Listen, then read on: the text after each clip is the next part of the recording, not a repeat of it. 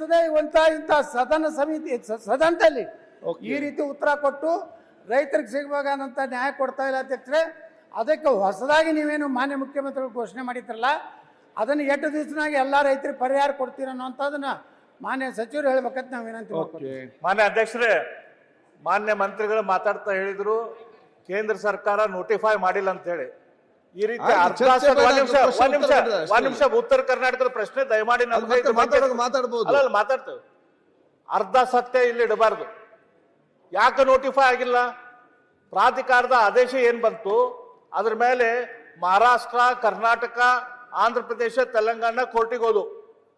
ಮಹಾರಾಷ್ಟ್ರದ ಆರ್ಗ್ಯುಮೆಂಟ್ ಆಗೈತಿ, ಕರ್ನಾಟಕದ ಆರ್ಗ್ಯುಮೆಂಟ್ ಆಗೈತಿ, ತೆಲಂಗಾಣದ ಆರ್ಗ್ಯುಮೆಂಟ್ ಆಗೈತಿ, ಆಂಧ್ರ ಪ್ರದೇಶದ ಆರ್ಗ್ಯುಮೆಂಟ್ ಇನ್ನೂ ಆಗಿಲ್ಲ. ಆ ಎಲ್ಲ ಆರ್ಗ್ಯುಮೆಂಟ್ ಆದ್ಮೇಲೆ ಕೇಂದ್ರ ಸರ್ಕಾರ ನೋಟಿಫೈ ಮಾಡಕ್ಕಾಗತ್ತೆ.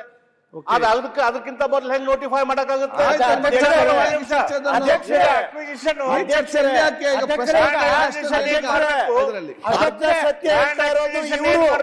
ಅರ್ಧ ಸತ್ಯ ಹೇಳ್ತಾರೆ. ಆದ್ರೆ ಕೋರ್ಟ್ ಎಲ್ಲೂ ಕೂಡ ಅಧಿಸೂಚನೆ ಹೊರಡಿಸಬೇಡಿ ಅಂತ ಎಲ್ಲೂ ಹೇಳಿಲ್ಲ.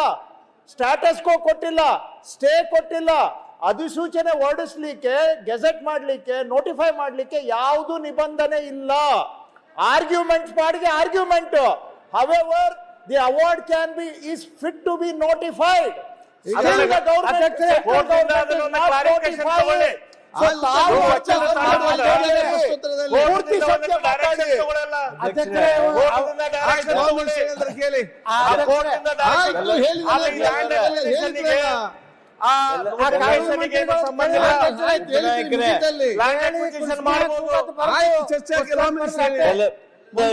ಜಾರಿ ಮಾಡಲಿಲ್ಲ.